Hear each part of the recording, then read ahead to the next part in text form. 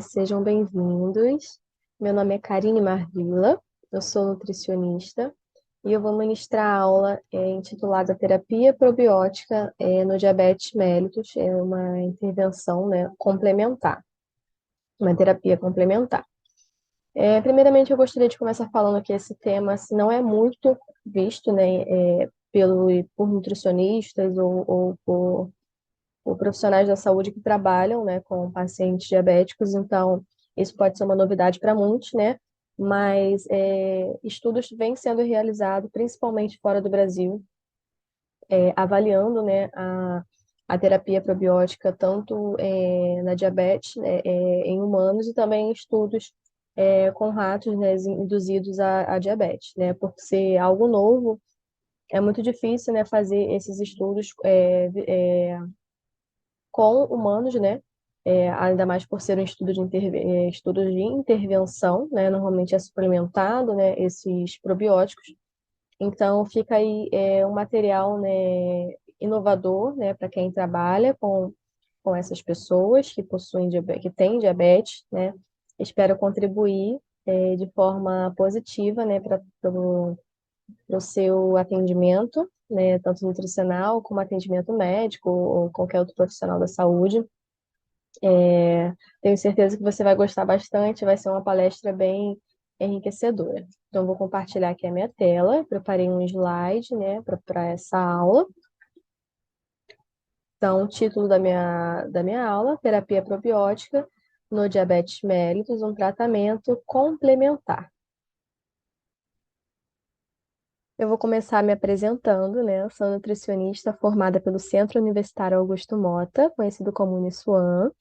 Atualmente eu sou mestranda em nutrição humana pela UFRJ. Também faço parte lá do grupo da Maternidade Escola da UFRJ, que é o grupo de pesquisa em saúde materna e infantil. E sou especialista em nutrição clínica, esportiva e fitoterapia pelo Instituto Health. Deixei aqui o meu Instagram, Karine Marvila Nutri, para quem tiver interesse em me acompanhar. Então, eu vou começar falando um pouco sobre a diabetes mellitus. De acordo com a diretriz da Sociedade Brasileira de Diabetes de 2022, a diabetes mellitus ela pode ser classificada como diabetes do tipo 1, que é a DM1. Ela é uma doença autoimune, ou seja, o organismo faz uma autodestruição das células que produzem insulina. Isso gera uma hiperglicemia, né, acumulando, que é o acúmulo de glicose no sangue. Também pode ser classificada em diabetes do tipo 2, que está relacionada a fatores genéticos e também a maus hábitos de vida, tá? Isso provoca os defeitos na produção, e na ação da insulina no corpo, tá? Então, aquele paciente que tem maus hábitos de vida, como uma alimentação inadequada, sedentarismo, acaba tendo maior possibilidade de desenvolver a diabetes do tipo 2. A SBD também classifica a diabetes gestacional, tá? Que é uma diabetes diagnosticada durante a gravidez, é específica para gestante, né?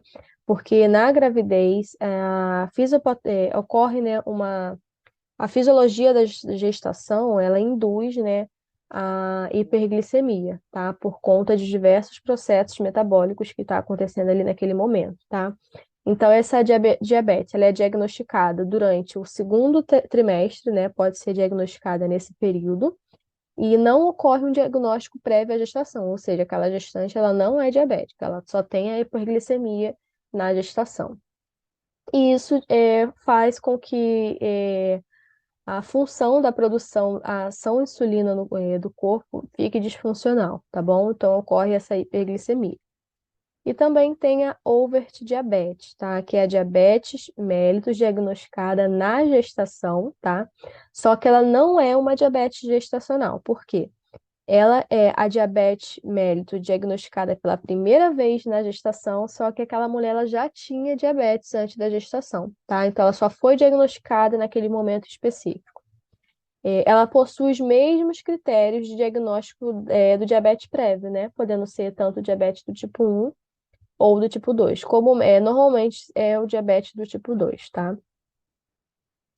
Aqui eu trouxe alguns fatores importantes, né, sobre a diabetes do tipo 2, tá? Para diagnosticar a diabetes, ADM2, são necessários dois exames alterados, tá? Para poder fazer esse diagnóstico. Caso contrário, né, eles devem sempre ser repetidos, tá? E também se já tiver sintomas evidentes, né, de hiperglicemia, esse diagnóstico ele já pode ser feito com uma glicemia ao acaso, ou seja, em qualquer momento do dia aquela glicemia for medida e apresentar valor maior ou igual a 200 miligramas por decilitro, já pode ser feito o diagnóstico de DM2. E também, se houver uma glicemia de jejum maior de 126 e uma hemoglobina glicada maior de 6,5 em uma mesma amostra de sangue, esse diagnóstico já pode ser confirmado sem a necessidade de uma repetição desse exame. Informações importantes também sobre a diabetes mellitus gestacional é que esse diagnóstico ele pode ser feito em qualquer momento da gestação, tá? Então não precisa ser no segundo trimestre. A partir que aquela gestante apresente uma glicemia de jejum entre 92 a 125 miligramas por decilitro, já é feito o diagnóstico. E caso o TOTG, né, que é o exame de curva glicêmica feita na gestação, normalmente após a 24ª semana, caso essa gestante apresente o TOTG de 2 horas, com valor maior ou igual a 200 miligramas por decilitro, o diagnóstico é de DMDG, ou seja, diabetes mellitus diagnosticado na gestação. É uma diabetes que já estava presente, né, nessa paciente, nessa gestante, só que ela não tinha sido diagnosticada ainda, ela só foi diagnosticada naquele momento, tá? Então, o TOTG de 2 horas acima de 200 miligramas não é diabetes mellitus gestacional, e sim diabetes mellitus diagnosticado na gestação, podendo ser do tipo 1 ou tipo 2. Em relação ao valor de hemoglobina glicada, que fica ali entre 5,7% e 6,4%, no primeiro trimestre, ele acaba sendo um fator de risco para diagnóstico ali naquele primeiro trimestre, tá? Porque ocorre, né, uma baixa sensibilidade e esse rastreamento ele não fica sendo como considerado para diagnóstico, tá? Então é indicado levar em conta a glicemia de jejum e o TOTG, o exame de curva glicêmica. Eu trouxe aqui os critérios, né, os valores de diagnóstico de acordo com a Sociedade Brasileira de Diabetes, a partir da diretriz atualizada de 2022. Os valores de diagnóstico, tanto para diabetes do tipo 2 e diabetes mellitus diagnosticado na gestação, são os mesmos, né? Glicemia em jejum a partir de maior ou igual a 126 miligramas, hemoglobina maior ou igual a 6,5% e TOTG maior ou igual a 200 miligramas por decilitro. Já no DMG, né, diabetes mellitus gestacional, a glicemia em jejum é entre o valor de 92 a 125 miligramas, tá, naquela gestante, e o TOTG entre 153 e 200 miligramas, tá bom? São os valores de resultados dos exames. Então, vamos começar falando sobre os sintomas, né, no diabetes mellitus.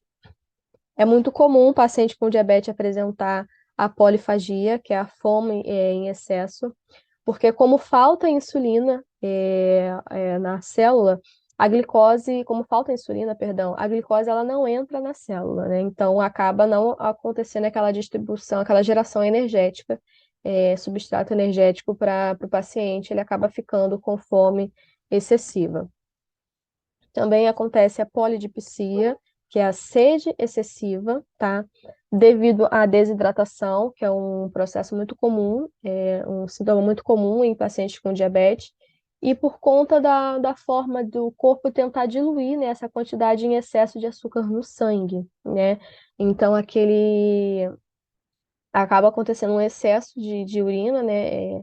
A vontade frequente, né, de urinar, eu até coloquei aqui, que é a poliúria, e acaba ocorrendo a desidratação e o paciente sempre fica com mais sede, tá? E a poliúria, que é a vontade em excesso de urinar, é devido ao trabalho sobrecarregado dos rins, né? Porque ele precisa sempre estar eliminando aquele açúcar em excesso que está na corrente sanguínea pela urina.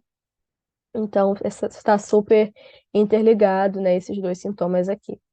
E a fadiga. É muito comum um paciente com diabetes apresentar fadiga, lentidão, devido ao recebimento, né, ineficiente da glicose nas células e também por conta do processo de desidratação. Então, essa fadiga ela sempre vai estar presente, né? Quando o paciente diabético ele tá desregulado, com a diabetes desregulada, não está com o tratamento adequado. E eu quero destacar aqui um sintoma que é muito comum um paciente com diabetes ter, só que ele não é muito discutido, que é a disbiose intestinal. O que é a disbiose intestinal? É o desequilíbrio da microbiota intestinal. Essa microbiota, ela é considerada como uma população variada de micro-organismos vivos no trato gastrointestinal, ou seja, a disbiose intestinal ocorre quando essa população de micro-organismos está desequilibrada, tá? Está com excesso de, por exemplo, bactérias nocivas para o organismo, acaba acontecendo essa disbiose intestinal. Quais são os sintomas mais comuns da disbiose? Náuseas, vômitos, gases, eructação, como o arroto, né? Distensão abdominal, diarreia e ou constipação. Eu coloquei aqui e ou porque o paciente pode apresentar diarreia e constipação, né? Episódios frequentes, e também pode ser diarreia ou constipação. Apresenta também cansaço, né? Por conta do fator energético, dores de cabeça, candidíase de repetição, isso daqui são os sintomas de acordo com o Ministério da Saúde. Deixa eu ver o marco. E como é que acontece essa fisiopatologia, né, esse processo da disbiose intestinal? Devido a essa população de micro-organismos desregulada, acontece a diminuição da integridade da mucosa intestinal. Essa mucosa intestinal é a barreira, né, que tem no nosso no trato gastrointestinal, que impede que micro-organismos nocivos, coloquei uma figurinha aqui, de entrar nas células intestinais, tá? E com isso, há um aumento da permeabilidade intestinal, ou seja, aquela parede do nosso intestino, ela fica ineficiente, ela fica fraca. Então, a filtração não ocorre de maneira correta, deixando passar ali patógenos e metabólitos nocivos, tá? Então, há um aumento desses patógenos nas células intestinais, e isso causa um quadro inflamatório crônico de baixo grau, que é a disbiose intestinal, tá? Esse quadro de inflamação, ele acaba gerando uma resistência insulínica, tá? Então, por isso que está totalmente relacionada a diabetes mellitus, porque o paciente diabético, ele tem essa resistência à insulina, e isso desencadeia todo esse processo aqui de forma contrária, né? A resistência desencadeia o quadro de inflamação, aumenta, né, a presença de patógenos, permeabilidade intestinal e diminui a integridade da mucosa intestinal. Então, pacientes que têm diabetes mellitus tendem a desenvolver a disbiose intestinal, e pessoas que não têm diabetes mellitus, mas que têm uma disbiose intestinal já com um grau mais elevado, tende a desenvolver a diabetes, tá? Por conta dessa resistência à insulina. Agora vamos falar um pouco sobre a relação da microbiota intestinal e do diabetes mellitus do tipo 2. Quando o paciente com diabetes ele tem uma microbiota intestinal disbiótica, ou seja, está com disbiose intestinal, ocorre o processo de inflamação, tá? Essa modulação da inflamação ocorre devido ao aumento do LPS, que é uma proteína inflamatória, tá? Ele é uma endotoxina, né, que é capaz de se ligar ao receptor TRL4, tá? Ele está presente na membrana plasmática e pode desencadear diversas vias de sinalização. E quando essas vias de sinalização estão ativadas, ela pode acarretar esse processo, né, de inflamação. Isso que explica aqui o aumento desse lipopolissacarídeo.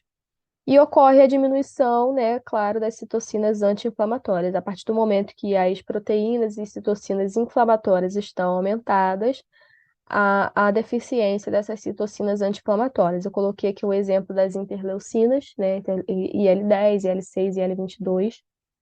Tá?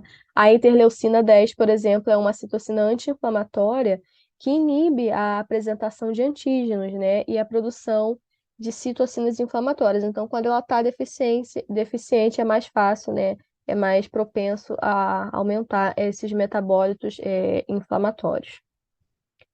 E essa inflamação está muito ligada com a composição da dieta, né? Então, se o paciente ele está com diabetes descontrolada, tem uma dieta muito irregular, com alimentos muito gordurosos, ultraprocessados, não está consumindo a quantidade correta de fibras, está desidratado.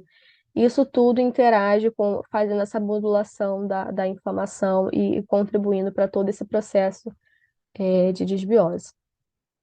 Essa interação, né, com a composição da dieta, eu coloquei aqui alguns exemplos, das bactérias intestinais, né, que acontece a diminuição dos lactobacilos, bacteroides e a Akkermansia, que são algumas bactérias intestinais que são favoráveis, tá, para a diminuição desse processo de desbiose. Então, quando acontece essa inflamação, essas bactérias estão mais diminuídas, tá bom?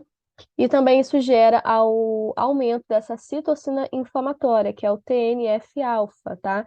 Que é o fator de necrose tumoral alfa, tá bom? Ela é uma citocina inflamatória, ela é liberada por adipócitos e células inflamatórias em resposta a essa inflamação crônica que está acontecendo aqui concomitante. Ela também é importante na participação da resistência à insulina, tá? Ela inibe a atividade da tirosina quinase no receptor da insulina. Então, isso com certeza vai contribuir tanto para o desenvolvimento da diabetes como para a desregulação, né, dessa diabetes já presente. E todo esse processo de inflamação afeta, né, obviamente, o metabolismo da glicose, né? Porque diminui, né, a produção da insulina e diminui também a translocação do GLUT4, né? Que é o transportador responsável pela glicose, tá bom? Então acaba gerando aqui um processo de resistência à insulina. Também afeta a permeabilidade intestinal, né? Como eu disse. Essa permeabilidade facilita, né, a entrada desses produtos microbianos intestinais na corrente sanguínea e também nas células intestinais, que acaba gerando ali dentro daquele ambiente uma endotoxemia metabólica, né? O que seria endotoxemia? É o aumento dessas toxinas, né, naquele ambiente, toxinas metabólicas, que favorece todo esse processo aqui de inflamação, resistência à insulina e desbiose. Também interfere no metabolismo lipídico, tá? Aqui eu vou destacar a oxidação, né? E a diminuição de ácidos graxos, tá bom? Diminui o gasto energético, favorecendo aí todo o processo de oxidação, processo antioxidante. Diminuição também do butirato e ácidos graxos de cadeia curta, tá? O butirato, no fígado e no tecido adiposo, por exemplo, o propionato e o acetato, eles são responsáveis por diminuir a expressão de grupos de proteínas receptores, tá? Que regulam essa diferenciação de adipócitos. Então, quando esse butirato e esses ácidos graxos de cadeia curta estão em deficiência, essa diferenciação de adipócitos ela tá ineficiente, né? Então, isso acaba aumentando a oxidação dos ácidos graxos, tá? Que é o processo de adipogênese, que é a produção de tecido adiposo. Então, isso está totalmente relacionado a aumento de peso, a inflamação crônica que está também relacionado ao excesso de tecido adiposo, tá bom? E isso também ajuda, né, com o processo da resistência à insulina.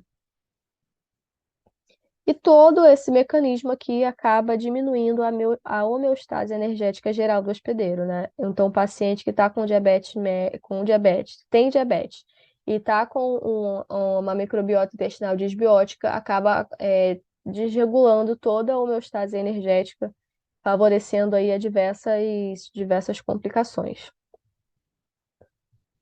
E como que pode ser feito o diagnóstico da disbiose intestinal?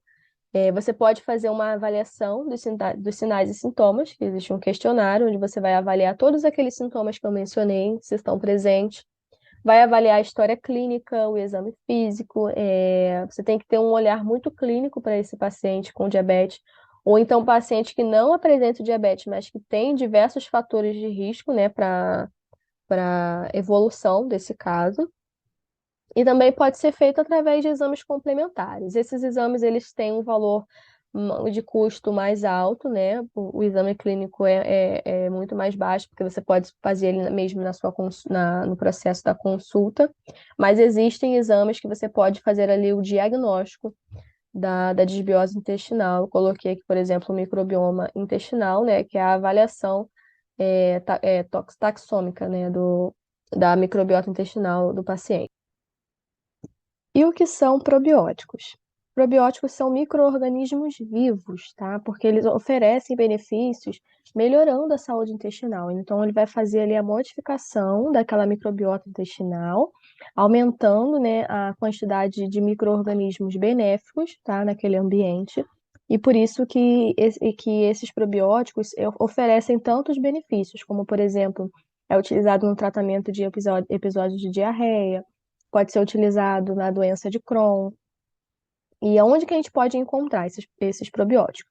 Nos alimentos, a gente pode encontrar naqueles alimentos que passam por processo de fermentação, como iogurte, queijos, kefir, chucrute, kombucha, picles, vinagre de maçã, entre outros, né? E também através da suplementação, fazendo a manipulação desses probióticos em cápsulas, tá? Aí ali vai depender de cada paciente, de cada situação, qual a cepa, né, que você vai, quais cepas e quantidades que você vai escolher para poder fazer essa manipulação. Importante dizer que esses alimentos, eles têm que ser naturais, né? Não enlatados. Por exemplo, picles enlatados, o mais natural possível. Por exemplo, o kefir, que a gente faz a cultura, né, em casa mesmo. Aqui tem exemplo do picles e do leite, tá? Iogurte. E aqui eu trouxe só para uma figura, né, para poder diferenciar o que é prebióticos e o que é probióticos, tá? Os probióticos, como eu disse, são os micro-organismos vivos, tá? Eu coloquei esse desenho assim com ele com o olho, né, para poder diferenciar.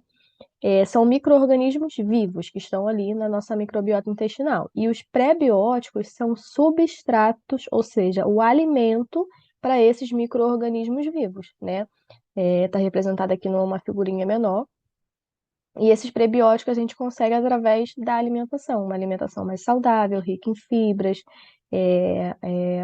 isenta, né, o mínimo possível de gorduras, produtos que não sejam ultraprocessados. Então você vai oferecer esse alimento para esses micro-organismos vivos poderem se proliferar e cultivar ali naquele ambiente da microbiota intestinal. E entrando aqui já no assunto dos probióticos, né? Como que pode ser feito o mecanismo do probiótico visando a microbiota intestinal, né? Em doenças metabólicas. Aqui está o exemplo de probióticos, prebióticos, simbióticos e posbióticos, tá? Mas a gente vai aqui focar nos probióticos, tá bom? Aqui, através da ingestão, né, dos probióticos, seja por alimentação ou por suplementação, ocorre a modulação da composição da microbiota intestinal, porque eles vão aumentar, né, a quantidade, a população de probióticos favoráveis, positivos, né? Eu coloquei como exemplo, aqui no quadro apresenta, né, o exemplo da Akkermansia, lactobacillus, e vão diminuir a presença dos patógenos, né, que são os probióticos, que são as bactérias nocivas que estão ali mais aumentadas quando o processo de desbiose está instalado. Então, ela vai fazer essa regulação positiva e negativa de bactérias, tá? Ela também vai regular os metabólitos na microbiota intestinal. Vamos destacar aqui, ó, o metabólito nocivo, né, o LPS e o TMAO. O LPS, como eu disse, é aquela lipopolissacarídeo, né, que é a endotoxina capaz, né, de se ligar ao receptor TLR4, né, como eu expliquei, e desencadear diversas vias de sinalização para a resistência à insulina. E o TMAO, que é o óxido de trimetilamina, tá? É um metabólito da microbiota que está relacionado a diversas doenças, como, por exemplo, o diabetes, tá? O nível elevado desse TMAO, ele também foi associado ao aparecimento da inflamação crônica de baixo grau, que é a desbiose intestinal, né, e o estresse oxidativo, tá? Então, esses probióticos aí, eles vão diminuir a presença, né, desses metabólitos nocivos e aumentar os metabólitos benéficos, como eu coloquei aqui o butirato, o acetato, para poder fazer toda essa regulação do microbioma intestinal, melhorar essa barreira intestinal, tá? Para evitar a passagem desses metabólitos nocivos pela barreira intestinal, melhorando aí a permeabilidade, regulando a homeostase da microbiota. Aqui tem um exemplo, né, de alguns processos do metabólico no fígado, no tecido adiposo, tá? Aqui tem um exemplo de todo o processo que ocorre aumento da sensibilidade à insulina, o processo da diminuição da resistência à insulina, tá? Gerando aqui a desbiose metabólica, tá bom? Desbiose intestinal. Aqui, como resumo de todo esse processo aqui esquematizado, é que os probióticos eles podem fazer a modulação da composição da microbiota intestinal, também pode regular os metabólitos microbianos intestinais, né, como LPS, acetato, butirato, fazer toda essa regulação aqui positiva, né, para a permeabilidade intestinal, a barreira intestinal, e também melhorar a função, né, como eu já acabei de dizer, da barreira intestinal, evitando aí que todos essas bactérias e esses metabólitos façam a passagem, né, da barreira e regule toda a população microbiana, favorecendo a eubiose intestinal. E sobre a terapia probiótica, eu trouxe aqui alguns estudos, né, que avaliaram a terapia de probióticos no diabetes do tipo 2, tá? Fazendo essa modulação da microbiota. E aqui são alguns fatores que afetam a microbiota intestinal, tá? Fatores externos, jejum, fatores genéticos, fatores epigenéticos, relacionado à imunidade, né? Que são os metabólitos nocivos, que podem estar presentes, a medicação, dieta, prebióticos também, e alimentos funcionais, e aqui está o nosso probiótico. Então, o probiótico, como que ele pode modular, né, a microbiota intestinal de acordo aqui com esse estudo? Ele pode melhorar a saúde intestinal, tá? Devido a todo aquele processo que a gente acabou de ver da modulação intestinal. Também pode inibir o crescimento de bactérias patogênicas, né? Como, por exemplo, o ruminococcus, tá? Que ele está totalmente... pacientes com diabetes tendem a ter o aumento, né? O crescimento dessas bactérias patogênicas, principalmente se for um diabético descontrolado e que tiver uma alimentação inadequada, né, para aquele caso. Os probióticos também podem produzir ácidos graxos de cadeia curta, né, como o propionato e o acetato. Eles também estimulam o sistema imunológico, né, do paciente, né, da pessoa, e reduzem as citocinas pró-inflamatórias, como o LPS, o TMAO, diminui a permeabilidade intestinal e o estresse oxidativo. Então, melhora todo aquele quadro de inflamação é, é, causada pela desbiose intestinal e também pela diabetes. Esse estudo aqui avaliou a suplementação do Lactobacillus casei, que é um probiótico, em ratos induzidos a diabetes, tá? Um estudo de 2014. Aqui eu destaquei os mecanismos envolvidos, né, no efeito antidiabético do Lactobacillus casei, tá?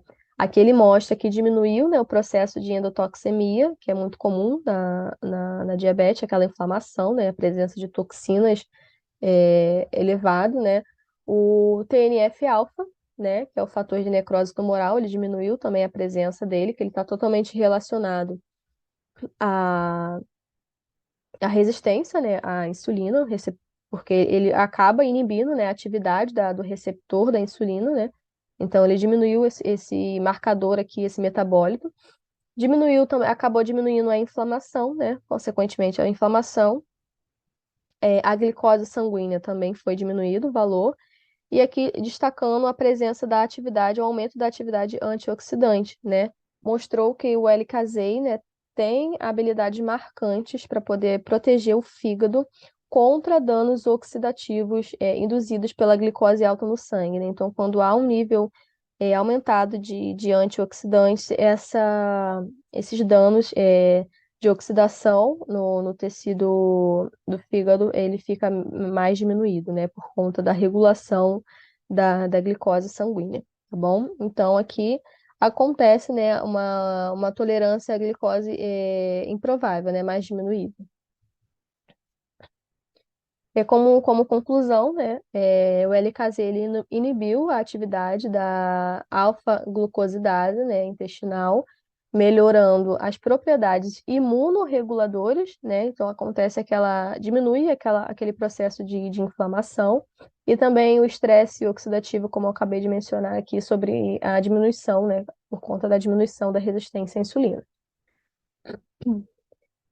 Aqui, então, foi visto também que diminuiu a glicemia de jejum e pós-prandial desses pacientes que foram submetidos à suplementação de LKZ.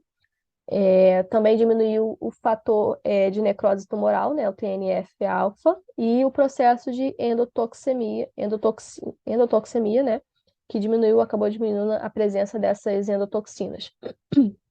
E, consequentemente, aumentou, né, a interleucina 10, que ela é a responsável ali, né, pela inibição da apresentação de antígenos e produção de citocinas inflamatórias. Então, com ela regulada, dificilmente vai haver a presença aqui dessas citocinas inflamatórias. Também diminuiu a resistência à insulina por conta de todo esse processo aqui da diminuição da inflamação, aumento da atividade antioxidante e glicose sanguínea.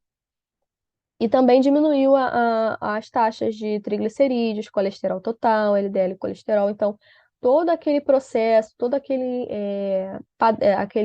quadro, né, que a diabetes apresenta, né, a sintomatologia, é, os dados bioquímicos, foi uma melhora em geral, né, para esses pacientes que fizeram essa suplementação. Um outro estudo também realizado com paciente, aqui já foi realizado com paciente com diabetes mellitus do tipo 2, foi um estudo controlado, tá? Avaliou o consumo de lactobacilo casei por 8 semanas. Aqui foi reiterando, aqui foi com ratos, né, diabéticos, e esse estudo aqui já foi com paciente com diabetes, tá? Então, aqui eles consumiram a L-Casei por 8 semanas, a suplementação. Só que aqui eles também, além dos fatores de sintomatologia e valores, todo o padrão, né, bioquímico, eles também quiseram avaliar a presença de fetoína A e SIRT1. O que que é a fetoína A? Ela é uma proteína sérica, né, que ela é expressa e secretada por adipócitos e hepatócitos, tá? O seu nível ele está sempre aumentado em processos, em distúrbios metabólicos, tá? Porque ela diminui a sinalização da insulina, né, acarretando aí a resistência à insulina. E também ela tá relacionada com o ganho de peso, tá? Então, pacientes obesos têm essa fetoína aumentada. E o SIRT1, né, que é a sirtuína 1, ela é o principal modulador do metabolismo energético, tá? E também melhora a sensibilidade à insulina no fígado, no músculo e no tecido adiposo, tá? Então, quando ela está aumentada, esse processo aqui de sensibilidade à insulina está sempre melhorado, tá? Então, o que que esse estudo queria avaliar? Se os lactobacilos casei seriam responsáveis por regular esses valores, né? No caso, diminuir a presença de fetoína A e aumentar a sirtuína 1. Aí eu trouxe aqui os resultados, né? Como resultados, primeiramente eu vou mostrar aqui a questão da glicose em jejum, né? Que após a intervenção, o grupo que fez a suplementação de L-Casei diminuiu, né, a glicose em jejum. Aqui no grupo placebo ficou em 150, em torno de 150, e no grupo de intervenção 135, então teve um P assim bem significativo. A insulina, a questão da insulina a dose de insulina foi relevante também, porque o grupo de intervenção apresentou em torno de 15 mililitros, né? E o placebo em torno de 18. O índice Roma-IR também foi bem relevante, porque o grupo de intervenção ficou em torno de 93%, já o placebo entre 121. E aqui, o que seria o objetivo do estudo, avaliou, né, a presença da regulação da sirtuína 1 e fetoína A, foi o esperado, né, que aumentou a sirtuína 1 nos pacientes com intervenção, né, que aumentou, ficou em 6,96, e a fetoína A diminuiu, né, o paciente com controle ficaram em 145 e de intervenção diminuiu para 107. Então, fez essa regulação aqui, gerando esse efeito antidiabético que era esperado com o Lactobacillus casei. Então, como conclusão, né, esse estudo clínico viu que se aumentar o nível de sirtuína 1 e diminuir o nível de fetoína A através da suplementação desse probiótico, Lactobacillus casei, aqui pode ser uma nova abordagem terapêutica, né, para o tratamento de pacientes com diabetes mellitus de tipo 2, tá? Então, aqui já é uma questão de inovação, né, no tratamento da diabetes do tipo 2, tá? Esse L-casein, ele é facilmente encontrado para poder suplementar, tá? E aqui também eu trouxe alguns outros estudos que fizeram intervenção com probiótico, tá? Diversas cepas foram utilizadas, teve estudo também que fez a modulação juntamente com vitamina D3, tá? E os principais desfechos encontrados, que foi a regulação, né, a homeostase, né, de do colesterol total, LDL colesterol, HDL, triglicerídeos, glicemia em jejum, regulação da hemoglobina glicada, a questão da insulinemia, tudo isso aqui foi visto nesses estudos, então fica aqui como um material, né, de consulta relacionado à terapia probiótica, tá bom? E como que pode funcionar, né, fazer essa terapia probiótica na prática, né? Como se trata de algo não muito estudado, principalmente entre nutricionistas, né, que podem fazer essa modulação, né, de pacientes com diabéticos através da alimentação e da suplementação de probióticos e prebióticos. Evidências científicas, você sempre tem que buscar, né, estudos clínicos que avaliem essas opções, como eu coloquei aqui nessas tabelas, algumas opções que você pode olhar e ver, né, a questão de período de duração, dose, quais foram os desfechos que podem ser encontrados, as cepas probióticas, tanto para você manipular, tanto para você incluir através da alimentação, como, por exemplo, o kefir, né, os alimentos fermentados são fontes de probióticos, o kefir, iogurte, isso tudo você pode incluir na alimentação juntamente com fibras e ingestão hídrica adequada para poder modular essa desbiose intestinal do paciente com diabetes. E já é visto, né, que tem resultado, né? Esse tratamento de probióticos na diabetes já é mais que evidente, né, nos resultados encontrados nesses ensaios, nesses estudos clínicos, né? Como eu mostrei, acabei de mostrar aqui para vocês. E uma dica, né, que cada caso é um caso, né? A gente sempre tem que pensar no paciente de forma individual, tá? O método de tratamento ele deve ser feito de acordo com as necessidades de cada paciente também e de aceitabilidade de cada pessoa, tá? Já se sabe que intervenção com probióticos pode causar alguns sintomas digestivos, até porque vai estar mexendo ali naquela população microbiana, né, fazendo as modificações, e isso então pode causar alguns sintomas, como enjoo, diarreias ou constipação. Então você tem que fazer essa intervenção de acordo com a aceitabilidade, né, do paciente, tá? Sempre avaliar a questão de dose, de tempo para poder fazer uma terapia mais assertiva na prática. Então, vou finalizar aqui a nossa aula com essa frase do Mahatma Gandhi, né, que diz que seja a mudança que você deseja ver no mundo, né? Se você quer fazer uma inovação no seu atendimento clínico, na sua conduta nutricional ou conduta médica, você tem que fazer a mudança. Procure sempre inovar nos seus atendimentos, utilizar de terapias, intervenções que estejam evidenciadas, né, cientificamente, tá bom? Para poder fazer aí a melhora, né? Sempre pensando no paciente, né? A melhora de vida daquele paciente que tem diabetes, que está descontrolado, e que também seja uma intervenção não medicamentosa, né? Procurar sempre uma terapia complementar, tá bom? Quero agradecer a todos, né? Muito obrigada pela atenção. Deixa eu parar aqui. Não sei onde para. Muito obrigada, vou deixar assim mesmo. Muito obrigada pela atenção de todos. Assim, muito obrigada pela atenção de todos, tá? Espero que vocês tenham gostado da aula, tá? Meu Instagram, como eu disse, coloquei ele no início, é Karine Marvila Nutri, tá? Para quem quiser me acompanhar. Espero que eu tenha trago novos, uma nova perspectiva, né, para você que atende pacientes com diabéticos ou diabetes ou tenha alguém na família ou conheça alguém que são terapias complementares, né, para poder aliviar toda essa sintomatologia desses pacientes e uma terapia não medicamentosa, né, que é o mais importante. Você pode conseguir tanto através da suplementação como através também da alimentação, através de alimentos que são fermentados, como eu disse, o kefir também existe na maçã, que contém bastante fibras, tá? Então fica aí a dica de você pesquisar mais sobre esse tema, tá bom? Muito obrigada. Tchau, tchau.